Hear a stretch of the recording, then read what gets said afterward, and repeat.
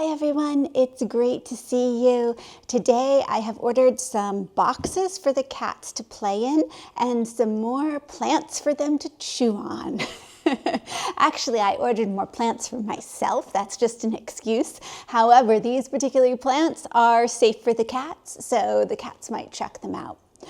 Today I'm going to be talking to you about camellias, and I have never done a video on camellias. Probably because I don't have any until now. So let's get these babies out and I'll tell you what I have here.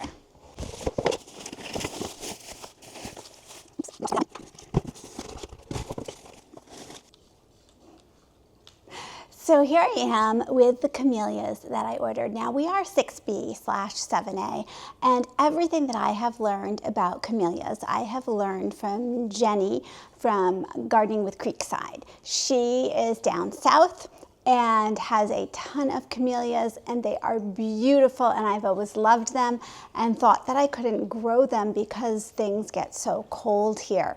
The cool thing about camellias are that they bloom in the winter. So there's actually a bud right here.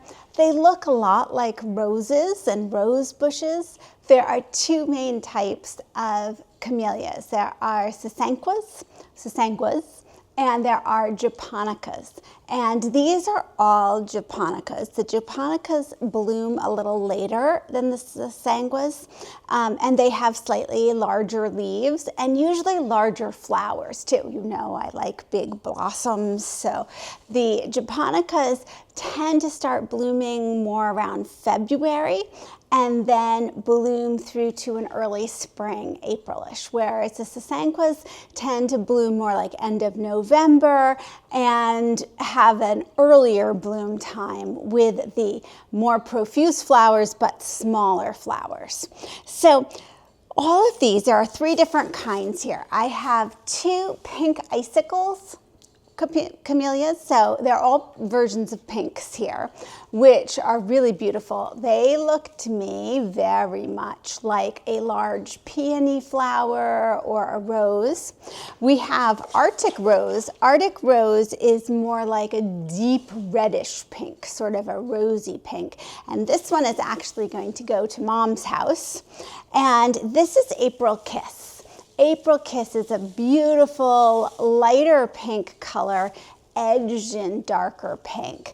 It almost looks kind of dahlia-esque in how the petals are very even, and I just think they're beautiful, very symmetrical.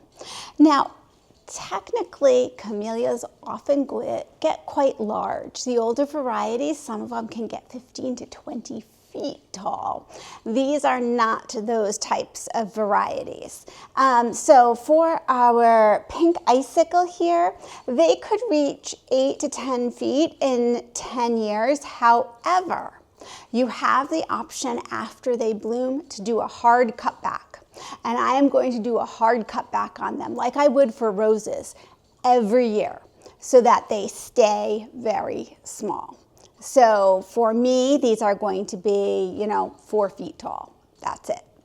The Arctic rose gets to be about, let's see here, 6 feet in height, 4 feet wide. So once again, goes in the ground, and I'll do a hard cutback every year to keep it small. And the April Kiss naturally is going to want to be 4 to 6 feet by 3 to 5 feet. And once again, I'll do that hard cutback for them too.